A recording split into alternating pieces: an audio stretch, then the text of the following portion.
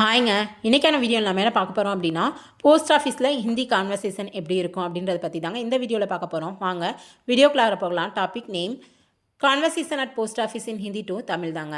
Topic வந்து post ஆஃபீஸ்ன்னு எடுத்துருக்கனால அதில் use பண்ணுற ஒரு சில வார்த்தைகளுக்கான ஹிந்தி வார்த்தை அண்ட் அதனுடைய ப்ரொனவுன்சியேஷன் மீனிங் தாங்க இங்கே கொடுத்துருக்கேன். அதில் ஃபர்ஸ்ட் ஒன் டாக்கர். டாக்கர்னா போஸ்ட் ஆஃபீஸுங்க.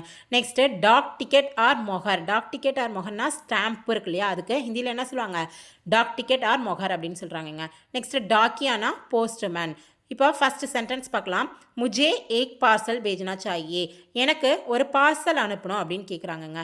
நெக்ஸ்ட்டு அவர் என்ன கேட்பாரு, ஒரு பார்சல் அனுப்பணும்னு சொன்னால் அவங்க என்ன கேட்பாங்க, எங்கெங்கே அனுப்பணும் அப்படின்னு கேட்பாங்களா. அதுக்கு ஹிந்தியில் கஹா எங்கே அப்படின்னு கேட்கலாம். இல்லைன்னா கவுன்சா காங்கோ எந்த ஊருக்கு அனுப்ப வேண்டும் அப்படின்னு கேட்கலாங்க. நெக்ஸ்ட்டு பார்சல் டில்லி பேஜ்னா சாயே. பார்சலை டில்லிக்கு அனுப்பணும் அப்படின்னு சொல்கிறாங்க.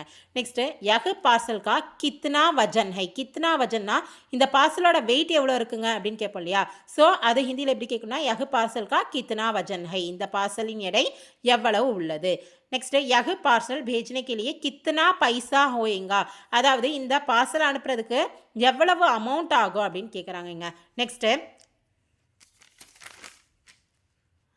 यह पार्सल कितना दिन में गाँव पहुँचेगा.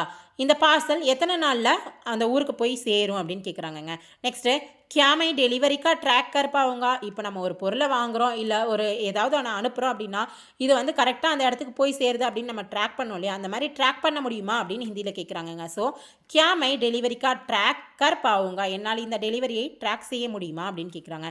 நெக்ஸ்ட்டு கியாமை இசை ஸ்பீட் போஸ்ட்டுமே பேஜ் சக்தாகும். இதை ஸ்பீட் போஸ்ட்டில் அனுப்ப முடியுமா அப்படின்னு கேட்குறாங்கங்க.